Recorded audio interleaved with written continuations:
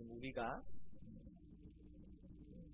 바울의 전도 여행의 그런 한 부분을 계속해서 보고 있습니다. 복습을 좀 해볼까요? 1차 전도 여행은 시리아 안디옥에서 출발했다.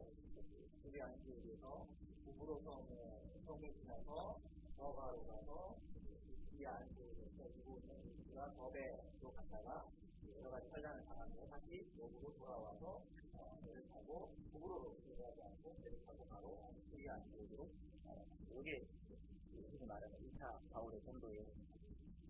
어떤 일이 있었는지 우리가 시리아 안디옥에 바울과 바나바가 있을 때 예루살렘에서 유대인들이 찾아왔어요. 예루살렘에서 유대인들이 찾아와가지고 그들에게 할례를 행하여야지만 구원을 받을 수 있다라는 이야기를 했었고, 그런 혼란한 과정 가운데서 그러면 우리가 예루살렘에 가서 국립적으로 한번 결정을 냈다. 그래서 사람들이 예루살렘으로 가서 예루살렘 회의를 그게 이제 지난주까지 이야기했었죠. 예루살렘 회의를 통하여서 이제 우리도 감당하지 못했던 그 일들을 그들에게 믿는 이방인들에게 짐지을 수 있느냐, 그걸 하지 말자라고 결정을 내리고 최종적인 결정을 내리고 그 소식을 다시 이제 시리아 안디옥에 있는 교회 성도들에게 그러고 난 다음에 이제 바울과 바나바와 이제 예루살렘에서 이제 함께 파견되어 온 신라 이런 사람들이 이제 시리아 안디옥 교회에 있었습니다. 또 며칠 있다가 그러고 나서 며칠 있다가 바울이 이제 바나바에게 이야기를 합니다. 우리가 전도했던, 우리가 씨를 뿌렸던 그 교회로 다시 한번 가서 그들을 굳건하게 하자라는 이야기입니다. 오늘 내가 읽지는 않았는데 15장의 마지막 부분에 나옵니다. 15장의 마지막. 근데 그 부분을 보시면 알겠지만 이제 그 얘기를 듣고 바나바가 반대는 하지 않았겠죠. 그죠? 바나바와 바울이 함께 전도여행을 다녔던 것이니까 바나바도 그 필요성을 느꼈을 것이고 함께 전도여행을 가려고 했었을 겁니다. 그런데 둘이 심하게 다투게 됩니다. 어떤 일로 다투게 되냐 그러면은 우리 기억 속에 있는 그 요한이라는 사람이 있었어요. 1차 전도여행 때 바울과 바나바와 요한이 함께 출발했었는데 그때 더가라는 지역까지 갔다가 요한이 다시 되돌아가는 그런 사건이 있었잖아요. 이 사건을 가지고 이제 바나바의 조카가 이 요한이에요. 마가라고 하는 요한이에요. 아마도 이 요한은 그 제자들이 주로 이제 모였던 그 다락방 있잖아요. 다락방. 그 다락방의 주인인 것 같아요. 그러니까 마가의 다락방이거든요. 마가라 하는 요한이에요. 근데 그 다락방은 아마 요한, 도망갔던, 도중에 포기하고 도망갔던 그 사람의 집이었던 것 같습니다. 고유했겠죠. 그 많은 사람들이 들어갈 수 있는 다락방 정도 됐었습니다. 근데 바나바의 조카예요, 그 사람이. 근데 바나바는 자기 조카인 그 요한을 데리고 가자 이렇게 얘기를 했었습니다. 바울은 이제 1차 전도여행 때 그런 일이 있었기 때문에 아마 데리고 가지 말자 이제 그런 의견 차이가 있었던 것 같아요. 둘이 심하게 다투게 됩니다. 어떤 이유인지 모르겠지만 바나바는 끝까지 마가라고 하는 그 요한을 데리고 가려고 했었던 것 같고 바울은 이제 그것을 받아들이지 못했던 것 같아요. 근데 찢어지게 됩니다. 그걸 합심하지 못하고 결론을 내리지 못하고 바나바는 자기 조카인 요한을 데리고 자기 고향인 구브로성으로 가고 바울은 예루살렘에서 같이 파견되어 왔던 신라와 함께 유노를 이용해서 1차 전도 여행으로 떠나게 됩니다. 시리아 안디옥에서 여기 당시에 로마의 길이 있었어요. 로마 제국에는 큰 대로가 있었어요. 요즘 차가 한 대 정도 다닐 만한 잘 정비된 길이 있었어요. 로마의 도로는요, 지금도요, 요즘 도로보다 더 튼튼해요. 그러니까 이제 돌로 포장되어 있기 때문에 우퉁불퉁해서 그렇지, 그 강도로 따지면 훨씬 더 튼튼해요. 밑에 제가 한번 자료를 찾아보니까 로마 시대 때 도로를 닦으려면 한 4단 정도 쌓았대요. 흙 깔고 자갈 깔고 이렇게 4단 정도. 요즘도 도로를 쌓을 때 이렇게 하잖아요. 그러니까 이제 굉장히 튼튼해요. 요즘도 그 유럽에 가보시면, 유럽 여행을 가보신 분들은 아시겠지만 로마 시대 때 닦아놓은 도로가 일부 남아있고 그 도로를 여전히 오늘날에도 사람들이 이용하고 있어요. 그 정도로 튼튼해요. 요즘 도로는 그렇지 않잖아요. 포장해놓고 비 오고 며칠 지나면 막 비를 파이고 막 그렇잖아요. 그죠? 어떤 사람들이 비교를 해놨더라고.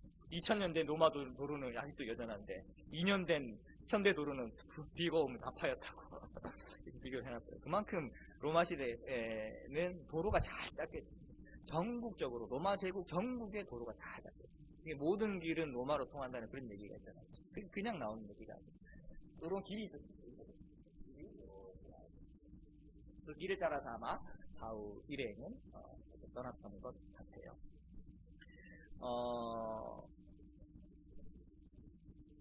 바울과 바나바가 찢어지긴 했지만 어쨌든 1차 전도여행을 다니면서 복음을 전하고 세웠던 그런 교회들을 모든 교회들을 그렇게 다 다니게 됐습니다. 바나바는 자기 고향인 구브로섬으로 떠나고 1차 전도 때 그걸 지나갔잖아요. 그죠?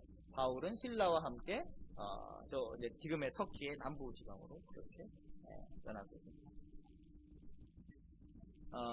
바울은 이렇게 가다가 성경에는 기록되어 있진 않아요. 성경에는 기록되어 있지 않아요. 수리안들을 거쳐서 요 정선이요. 파란 정선. 요 정선이 시작이 이렇게 떠나서 자기 고향인 다수를 거쳤던 것 같아요.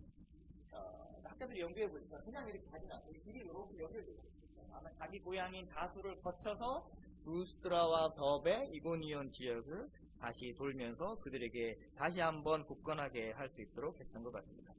근데 루스트라에 도착을 했을 때, 더베와 루스트라에 도착을 했을 때 그곳에서 누구를 만나게 되냐 그러면은 우리가 잘 아는 사람을 만나게 됩니다. 디모데라는 사람을 만나게 됩니다. 디모데는 이제 어머니는 유대인이에요. 어머니는 유대인이고 아버지는 헬라입니다. 이방 사람이라는 거죠. 이방 사람이라는 거죠.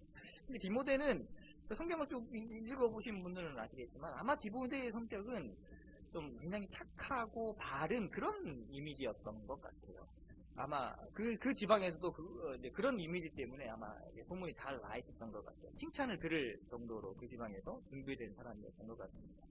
바울은 그런 디모데를 데리고 가려고 합니다. 아마 바울이 이제 디모데가 필요했겠죠. 바울은 디모데를 데리고 또 다른 전도 여행을 이제 떠나려고 합니다. 근데 그에게 할례를 해요. 할례를. 아마 그때까지 할례를 안 받았던 것 같아요. 어머니가 유대인이었긴 했지만 아버지가 이방인이었기 때문에 할례를 아직까지는 받지 않았던 것 같아요. 바울이 디모데에게 행한 그 할례 때문에 학자들 사이에 많은 논란이 있습니다. 며칠 전에 어떤 결정을 했습니까? 이제 믿는 사람들에게, 믿는 이방인들에게 할례를 행하지 말자. 그런 굴레를 우리가 그들에게 씌우지 말자. 그런 결정을 했잖아요. 그런데 며칠 있다가, 며칠은 아니겠죠? 저까지 한참 왔었으니까. 얼마 있다가, 바울이 스스로, 이제, 디모데에게 할례를 행하게 되는 거죠. 이 문제를 가지고 학자들 사이에 굉장히 많은 다툼과 어떤 논란이 실제로 했다, 안 했다, 뭐 어떤 배경이 했다, 뭐 찾아보니까 정말 다양하거든요. 이미 이방인들에게 할례를 강요하지 않을 것을 예루살렘에 의해서 결의를 했는데 왜 바울은 디모데에게 할례를 행했을까? 성경을 통해서 추측해 볼 수 있는 거는 이제 그의 아버지가 헬라인이고 그 지방에 있던 유대인들 그리고 이제 앞으로 떠나게 되는 그 전도 여행 가운데 각 도시들마다 유대인들이 있을 것이고 처음 가서 그 유대인들이 있는 회당에 가서 복음을 먼저 전하잖아요. 근데 그 일을 해 나가야 하는데 그러니까 할례를 받지 못한 사람을 데리고 간다는 그런 결점이 있었지 않았을까, 약점이 있었지 않았을까. 아마 추측이 보건데 아마 그렇지 않았을까라는 생각이 들어요. 그러니까 그 약점을 사전에 이제 바울이 차단해버리는 의미에서 할례를 행하지 않았을까. 이제 많은 사람들이 그렇게 얘기를 합니다. 그러니까 정확한 이유는 사실은 알 수는 없어요. 그러니까 성경을 통해서 추측해 볼 수 있는 디모데의 할례 시행의 이유는 아마도 바울에겐 여러 가지 생각이 있었겠지만 그런 이유가 크지 않을까 그런 생각이 한편으로는 들어요. 근데 저는 이게 말씀을 계속 묵상하면서 이제 혼자 이제 또 묵상을 하면서 그 장면을 계속 묵상을 해봤습니다. 근데 꼭 그래야만 했을까라는 생각이 한편으로는 저한테는 있었어요. 이미 예루살렘에서 할례를 이방인들에게 그런 굴레를 씌우지 말자고 결정을 했는데, 물론 이제 다니면서 여러 가지 전도 여행을 다니다 보면 그런 충돌이 있을 거예요. 너는 왜 할례를 받지 못하는 그런 사람들 데리고 와가지고 말씀을 증거하려고 하느냐. 요즘도 왜 그 목회자나 뭐 전도사나 뭐 이런 사람들은 어떤 기준이 있다라고 생각을 하잖아요. 이제 근데 그 당시에 어떤 그런 기준을 충족시키기 위해서 그런 일들을 행하지 않았을까라는 생각이 드는데, 이제 대부분의 사람들은 바울이 그런 충돌을 피하기 위해서 디모데에게 할례를 행하였다고 얘기를 해요. 이제 저도 이제 그게 맞다, 그런 이유가 제일 크지 않을까라고 생각이 드는데, 설사 그렇다 하더라도 저는 생각이 그런 거예요. 이제 그냥 예루살렘에서 최종 결정을 그렇게 했으니 그냥 데리고 다니면서 그 모든 어려움을 이겨내는 게 훨씬 더 큰 영향력을 나타내지 않았을까, 그런 생각을 혼자 조심스럽게 한번 해봤습니다.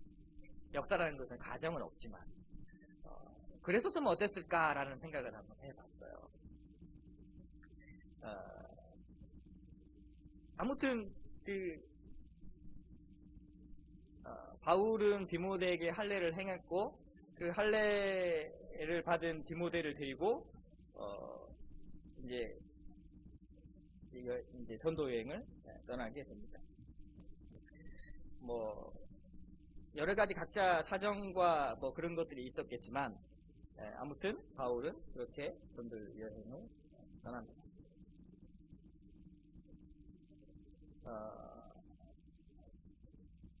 그러고 난 다음에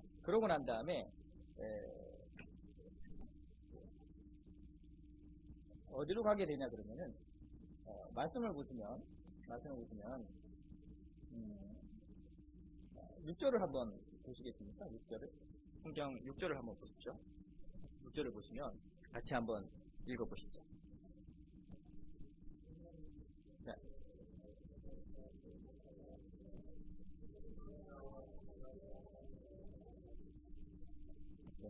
성령이 아시아에서 말씀을 전하지 못하게 하시거늘 그들이 부르기아와 갈레아디아 땅으로 다녀가. 그러니까 바울은 여기 비시디아 안디옥 루스라 너베 지방에 있다가 이쪽으로 아시아 지방으로, 성경에서 말하는 아시아 지방은 우리가 전체는 아시아이긴 하지만 성경에서 그때 말하는 아시아 지방은 바울은 에베소에 큰 관심을 가지고 있었던 것 같아요. 그러니까 아시아에 가서 에베소에 가서 복음을 전하려고 했던 바울은 하나님께서 그것을 가지 못하도록 너베아 루스라 있다가 에베소로 가려고 했는데 원래 하나님께서 그것을 막아버렸어요. 그러고 난 다음에는 어디로 가냐면 갈라디아와 갑바도기아 지방, 부르기아 지방으로 이렇게 위로 올라가는 거죠. 이렇게 비시디아 지방을 통해서 갈라디아, 부르기아 지방으로 올라가서 최종적으로는 비두니아 지방으로 올라가요. 비두니아 지방은 좀 더 북쪽으로 위로 올라가는 거예요. 이렇게 실제로 좀 가고 있었어요. 지도가 이렇게 돼 있지만은 지도마다 다른데 이거는 그냥 미치이고요. 이렇게 가는 수도 있고, 여기 갈라디아 지방이고 부르기아 지방이고, 이렇게 가는 수도 있고, 이렇게 가는 수도 있고, 알 수는 없는데 지도가 이렇게 되는 거예요. 이렇게 실제로 가다가 비두니아까지 가려고 했는데 그것도 역시 예수의 영으로 인해서 막혀버려요. 그러고 난 다음에 어디로 가냐면 에베소로 가는 것도 막혔고 비두니아 지방으로 가는 것도 막혔기 때문에 바울이 선택하신 것들은 저쪽은 여기 드로아.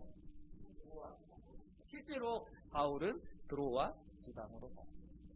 드로아 지방에 있을 때 바울이 환상을 보게 되는데, 우리가 잘 알고 있는 환상이죠. 어떤 환상을 보게 됩니까? 다시 한번 읽어 보실까요?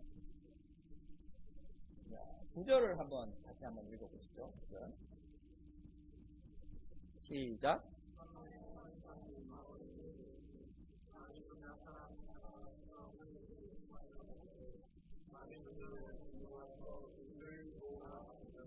자, 누가 나타났죠? 환상 가운데 마게도냐 사람 한 사람이 나타납니다. 이 마게도냐는 어떤 지방이냐 그러면은 이제 그 건너편에 있는 지방이에요. 건너편에 있는 지방이 여기죠. 여기가 마게도냐. 여기 마게도냐 지방의 한 사람이 환상 중에 나타나서 다른 지방으로 건너와서 복음을 전해달라, 이런 환상을 보게 됩니다. 바울이 그 환상을 보고 난 다음에 이게 하나님의 뜻이구나 이렇게 생각을 하게 됐죠. 아시아로 가려고 했다가 에베소로 가려고 했다가 길이 바뀌어버리고 비두니아 지방으로 가려고 했다가 길이 바뀌어버리고 어쩔 수 없이 드로아 지방은 이쪽으로 갔는데 여기도 와서 상상 가운데 보니까 마게도냐로 건너와서 자기들에게 복음을 전하라 이런 얘기를 듣고 이게 하나님의 뜻이었구나 라는 생각을 하게 됩니다. 우리도 역시 마찬가지입니다. 우리가 살다 보면은 여러 가지 일들을 우리 스스로 계획을 합니다. 뭐 이런 일들을 하려고 하고 저런 일들도 하려고 합니다. 많은 일들을 계획을 하고 그렇게 진행해 나가지만 실제로 그렇게 안 되는 경우가 태반이잖아요. 저도 역시 마찬가지지만 제가 이제 학교에 몸을 담아서 여러 가지 일을 하고 혹은 지금까지 제가 살아왔던 일들 가운데서 여러 가지 일들을 계획하고 실천해 나갑니다. 여러 가지 일들 가운데서 많이 부딪히고 깨지고 내가 할 수 없는 그런 것들을 보게 됩니다. 지금도요 저희 학교에서는 이제 그 옆에 있는 이제 폐교를 인수를 해가지고 임대를 해가지고 거기로 지금 옮겨가려고 이렇게 계획을 하고 있어요. 근데 계획을 하고 이렇게 옮겨가려고 많은 계획들을 하는데 실제로 일을 추진하다 보면 그렇게 되지 않는 경우가 많습니다. 역시 우리도 마찬가지입니다. 하려다가 막히고 제한적이고 어쩔 수 없이 되지 않는 그런 경우들이 많습니다. 우리 모두가 공감하는 그런 일들입니다. 그러니까 하나님께서는 그런데 그런 것들이 이제 우리를 힘들게 하고 괴롭게 하는 거죠. 하나님께서는 직접적으로 우리에게 뭘 하라 하지 말라 이렇게 말씀하지 않으시잖아요. 그렇게 인도하시지 않습니다. 하나님께서는 분명 우리가 각자가 나아가야 할 길에 대해서 알고 계실 것이지만 직접 그것에 대해서 너희는 이렇게 해야 돼 저렇게 해야 돼 라고 말씀해 주지 않는 것이 우리에게 정말로 힘든 일이죠. 단지 우리가 알 수 있는 것은 현실로 겪게 되는 여러 가지 제한적인 일들 뿐이에요. 살다 보면 이렇게 막혀요. 바울과 지금 그 실라와 디모데가 가고 있는 그 방향으로 가고 있다가 막히는 것처럼 그래도 이 사람들은 하나님께서 막으셨잖아. 그걸 알았잖아. 근데 우리는요 그렇게 직접 계시해 주시지 않으시고 말씀해 주시지 않지만 뭘 일을 해 나가려고 하다 보면 뭐가 자꾸 막히고 우리가 갈 수 있는 길이 한계적일 수밖에 없게 되는 그런 일들이 많습니다. 그러면서 스트레스를 받죠. 답답하기도 하고 힘들기도 하고 화가 나기도 하고 그런 일들이 많습니다. 근데 그게 어쩌면은 그게 사람이 살아가는 그런 방식이 아닐까 그런 생각이 들어요. 살아갈 앞날을 알면 얼마나 좋겠냐마는 그런 일은 우리에게 일어나지 않습니다. 우리는 바울과 같이 이렇게 저렇게 살다가 계획한 것이 어그러지고 생각했던 방향에 틀어지게 되는 경우도 수없이 만나고 겪으면서 새로운 방향을 생각하고 고민하게 됩니다. 그럴 때가 이제 힘들게 되는 것이죠. 불안하기도 하고요, 당황스럽기도 하고요, 걱정이 되기도 합니다. 예상했던 방향대로 일이 되지 않으면 속상한 것은 누구나 다 마찬가지겠죠.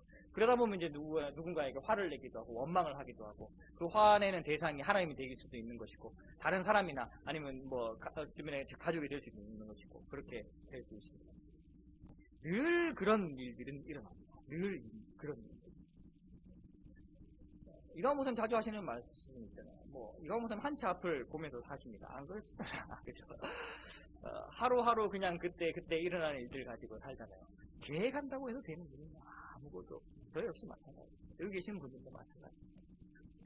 에어컨을 내가 한 달에 8월 달에 7월 달에 한 100대 달고 싶다. 그게 됩니까? 안 되잖아요. 하루에 3대 4대 달고 싶다. 소망은 그렇죠. 안 되는 경우가 태반인 것이죠. 사람은 계획하지만요. 그 계획을 이루어 가시고 이행해 나가시고 실천하는 분은 하나님이시라는 것을 우리는 잊지 말고 기억해야 할 것입니다. 만약에 정말로 내가 계획했던 바대로 내가 원했던 바대로 인생이 그렇게 진행해 나간다면 그런 사람들에게는 하나님이 필요할 거예요. 저는 필요치 않다라고 생각합니다. 자기가 원하는 방향대로 모든 것이 다 이루어진다면은 그 사람 스스로 하나님의 자리에 올라서 있게 되는 것이 아닐까요? 하지만 그런 일은 실상 일어나지 않습니다. 그 이유는 우리가 하나님이 아니며 우리의 뜻과 하나님의 뜻이 같지 않기 때문입니다. 우리는 우리가 하고 싶은 일이 있어요. 그런데 하나님께서는 우리를 통해서 이루고자 하시는 일이 있습니다. 그것이 서로 상반되는 것이죠. 제가 볼 때는 같을 때가 거의 없다라고 봐요. 서로 그런 것 때문에 늘 충돌이 일어날 수밖에 없고 마음의 내적 갈등과 여러 가지 외적 환란이 일어날 수밖에 없습니다. 우리는 계획하지만 하나님께서는 막으십니다. 그런데 그런 과정들을 통하여서 우리는 하나님 앞에서 스스로의 겸손을 배우고 하나님 앞에서 나 스스로의 모습을 깨닫게 되는 것입니다. 내가 정말 나에게 정말 하나님께서 원하시는 길 혹은 하나님께서 우리를 통하여서 어떤 방향으로 나아가시려고 하시는지 명확하게는 알 수 없지만 이런 것을 깨닫게 원하시지 않으실까라는 것을 알 수 있게 되는 거죠. 다행히 바울 일행은요 하나님의 뜻에 순종합니다. 맡겼을 때 그것에 투정하지 아니하고 하나님께서 막으셨어요. 육신으로 막지 않으셨어요. 영으로서 막으셨는데 바울 일행은요 그것에 순종을 합니다. 에베소로 가고자 했을 때 그것이 만약 정말로 가고 싶었다면 그거 이겨내고 그냥 가면 되잖아요. 그런데 바울 일행은 그렇지 않았습니다. 애써 막힌 길을 뚫고 가지 않습니다. 하나님의 뜻은 바울 일행이 아시아가 아닌 유럽으로 가기를 원하십니다. 에게해를 거두면서 유럽으로 가기를 원하셨습니다. 마게도냐 지방으로 가기를 원하셨습니다. 그래서 2번이나 길을 막으셨고 바울은 드로아에 도착했을 때 환상을 보여주게 됩니다. 바울 일행은 하나님께서 유럽 지역에 복음을 전하기를 원하시는 하나님의 뜻을 깨닫게 되었고 그리고 자신의 소명을 인정하게 됩니다. 곧 바울 일행은 배를 타고 에게해를 건너서 네아폴리로 도착을 하게 됩니다. 드로아에서 배를 타고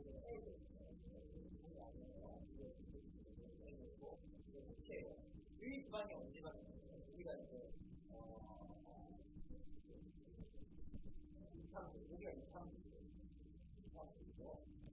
우리가 하고 있죠. 우리는 동쪽으로 들어와서 배를 타고 네아폴리로 가게 됩니다. 유럽이에요. 거기만 건너면 유럽이 됩니다. 네아폴리에 도착을 하고 내륙으로 조금 더 들어가서 빌립보에 이르게 됩니다. 빌립보에서 바울이 등은 기도할 곳을 찾다가 그곳에 모여있던 여자들을 만나고 그곳에 또 루디아라는 사람을 만나게 됩니다.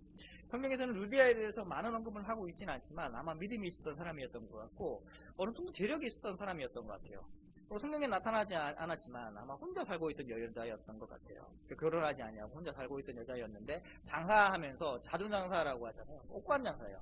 그러니까 빌립보 지역은요 특히나 어떤 지역으로 유명하냐면 로마 군인들이 굉장히 많던 지방이었습니다.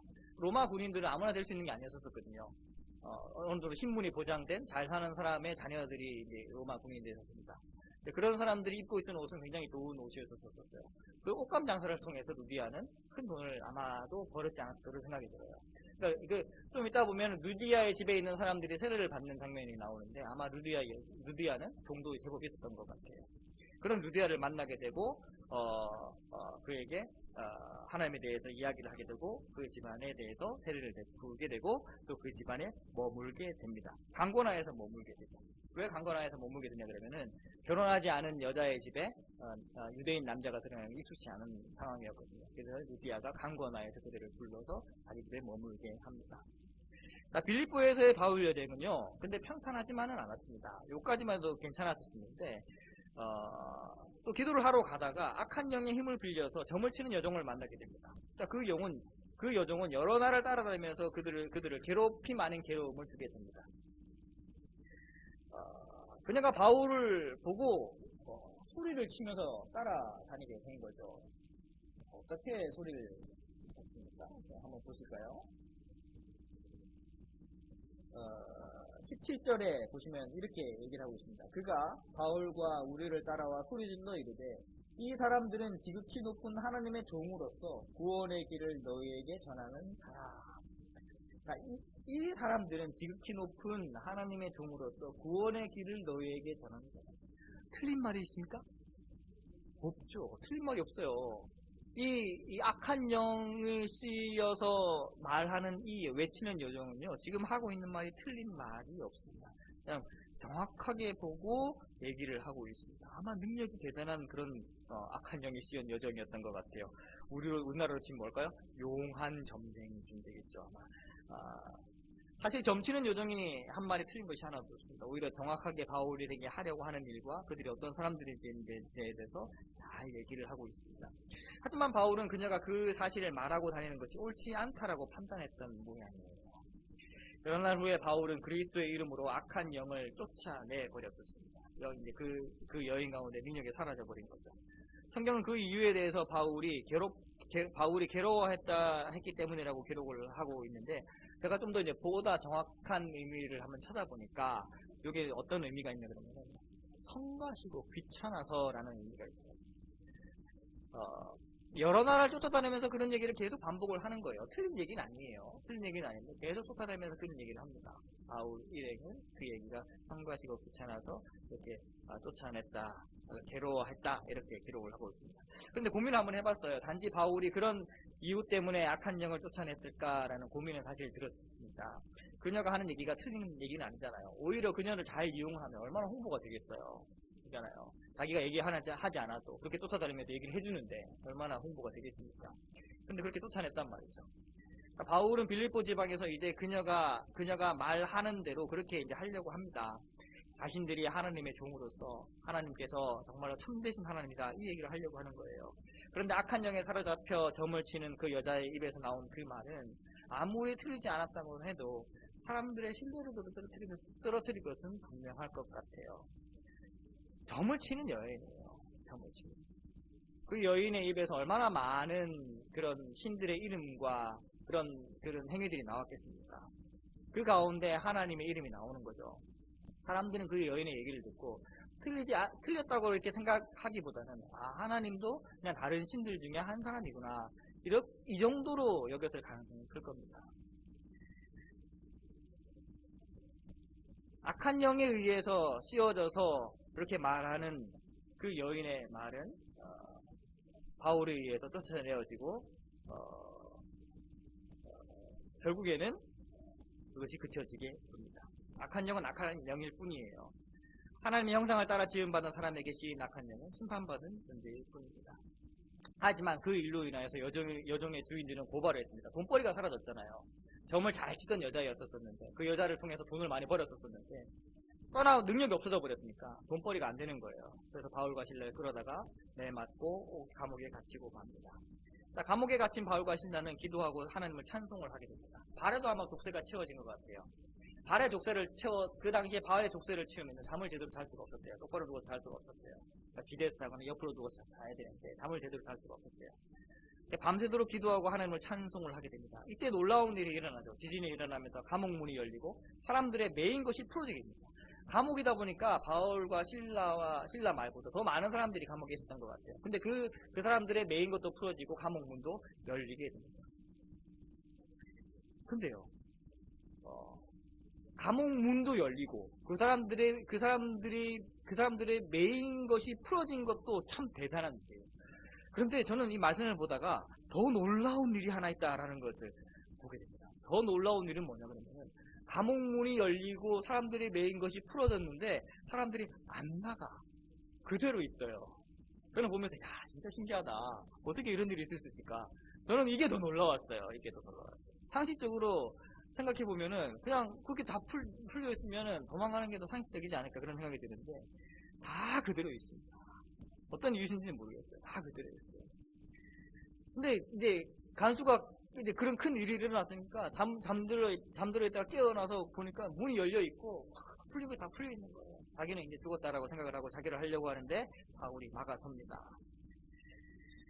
그때 간수가 떨면서 바울에게 이렇게 묻습니다. 선생들이여, 내가 어떻게 하여야 구원을 받으리까? 놀라운 일이죠. 간수의 입에서 나온 거는요, 내가 어떻게 해서 구원을 얻을 수 있습니까? 이 얘기예요. 아마도 간수는 놀라운 일들을 통해서 지금까지 있었던 그 놀라운 일들, 그리고 바울과 실라가 찬양하고 기도하면서 했던 그 모든 것들을 들었지 않았겠습니까? 그러면서 그런 놀라운 일들이 일어났습니다. 그러면서 간수는 아마 깨달았겠죠. 이 사람들은 특별한 사람들이구나. 뭔가 남다른 사람들이구나. 나는 깨닫게 되고 기도하면서 찬양하면서 하나님의 이야기를 들었던 것 가운데 그럼 내가 어떻게 해야지 구원을 얻을 수 있겠습니까? 라고 질문을 했던 것 같아요. 그 질문에 대해서 바울은 우리가 익히 잘 알고 있는 그런 대답을 합니다. 31절 같이 한번 읽어보실까요? 31절 시작. 이제 주 예수를 믿으라. 그리하면 너와 구원을 구원받음에 대한 질문을 들은 바울의 대답은 명료합니다. 주 예수를 믿으라. 다른 게 없어요. 주 예수를 믿으라. 그러면 너와 내 구원을 받으리라. 이게 전부였어요. 구차하게 복음을 포장하거나 이것저것으로 꾸미지 않았습니다. 단순 명료하게 예수를 믿어야만 구원을 받을 수 있다고 말합니다. 단순하지만 이것이 복음의 핵심인 것 같아요. 교회를 다니면요, 이런 점들이 좋아져요. 뭐 우리가 누누이 얘기를 했던 그런 여러 가지 많은 것들로 교회를 포장하지 아니하고, 그런 것들로 우리의 신앙을 포장하지 아니하고, 믿음을 감추지 아니하고 그대로 주 예수를 믿어야지만 구원을 받을 수 있다. 이것이 복음의 핵심이죠. 그런데 정말 간단한 명료한 이 복음의 핵심이 사실은 가장 어려운 문제인 것이죠. 어떤 것인지 복잡하면 헷갈리기 마련이에요. 계약서를 두꺼운 계약서일수록, 두꺼운 서류일수록 무슨 말인지 사람은 헷갈리지 않아요. 무엇인지 확실하기 위해서는 단순 명료해요. 복음이 그렇습니다. 지금까지 사도와 제자들이 전한 복음을 들여다보면 사도행전에서 나왔던 그 복음, 예수님께서 사복음서에 말씀하셨던 그 복음을 들여다보면 단순 명료합니다. 기껏 덧붙여지는 정도는 구약의 역사나 율법 정도예요. 근데 그 구약의 역사나 율법도 어떻게 인용이 되냐 그러면은 이런 것들로 인하여서 예수라는 사람이 그리스도가 되신다. 그걸 얘기를 하기 위해서 얘기를 하는 거예요. 그것도 최종 결론은 예수를 지향하고 있습니다. 예수를 믿어야만 구원받을 수 있다는 이 단순하고 간단한 명료한 복음이야말로 바울이 전한, 그 당시에 제자들이 전한 참된 복음이었습니다. 그런데 바울은요, 이 간단 명료한 것을 끌어내기 위해서 한순에 이게 되지 않았다니까요. 다메섹에서 변화되고 난 이후에 10여 년의 긴 세월 동안 자기 고향에서 피를 깎는 어려움을 통해서 이 구원이라는 것은, 사람에게 있는 그 회복과 중생이라는 것은 오직 예수라는 사람을 통해서만 가능하구나. 이것이요, 수많은 갈등과 고민과 세월을 지내면서 자기 자신과의 싸움과 많은 사람들의 대화와 그런 자료들을 참고해내면서 나온 바울의 결론입니다. 너가 구원받으려고 그래? 예수를 믿어야 돼. 그래야지만 구원받을지. 바울이 여러 차례 전도여행을 다니는 이유가 무엇일까요? 그렇게 어려움과 환난과 고난을 받으면서 그 많은 어려움을 이겨내면서 그렇게 전도여행을 다니는 이유가 무엇일까요? 그가 온갖 어려움을 당하면서 견디는 그 원동력은 무엇입니까? 왜 우리는 주일날 와서 예배를 드려야 되고 기도해야 되고 찬양을 해야 되고 말씀을 묵상해야 하는 것입니까? 단순합니다. 바울이 말한 대로 그것은 우리가 예수를 믿기 위해서인 것입니다. 그분을 믿는 이유는 예수님을 믿어야만 하나님께서 태초에 우리 각자에게 부여하여 주신 하나님의 형상으로 회복되기 때문이며, 그 결과 하나님의 나라의 백성이 되며 영혼과 육신의 최종적인 구원을 이루기 위해서인 것입니다. 우리는 그 믿음을 믿는 사람들입니다. 바울과 바나바는 이를 위해서 갈라졌고, 그래서 따로 다니면서 복음을 전했고, 하나님께서는 이를 위해서 바울을 마게도나로 부르셨고, 루디아라는 사람을 만나게 하셨고, 간주를 만나게 하셔서 그 집안은 변화되고 세례를 베풀게 됩니다. 우리는 오늘 말씀을 통해서 다시 이 복음의 기본이 무엇인지를 깨닫고 고민해 보게 됩니다. 그리고 한편으로는 우리 가운데 이 예수를 믿는 것 외에 또 다른 군더더기가 있지 않은지를 고민해 볼 필요가 있는 거죠. 혹 그런 군더더기와 거칠애와 그런 것들이 있다면, 포장되어 있는 것들이 있다면 우리 스스로 걷어낼 필요가 있을 것입니다. 다른 복음은 없습니다. 복음은 할례를 받아도 되는 것도 아니고 주일 성소를 잘해서 받는 것도 아닙니다. 세례를 2번, 3번 받아서 구원을 받는 것도 아닙니다. 열심을 봉사하고 헌신해서 얻을 수 있는 것도 아닙니다. 오직 구원은 예수 그리스도를 믿을 때만 가능한 것입니다. 이 단순한 가르침이 바울 이후로 지금까지 교회의 역사 가운데 전해져 내려오고 있습니다. 이 복음을 따라서 우리 스스로 우리 가운데 힘을 빼고 예수를 믿는 그 믿음이 흔들리지 않기를 간구하며 애를 쓰며 살아갈 수 있는 우리 모두가 되기를 소망해 봅니다. 기도하겠습니다.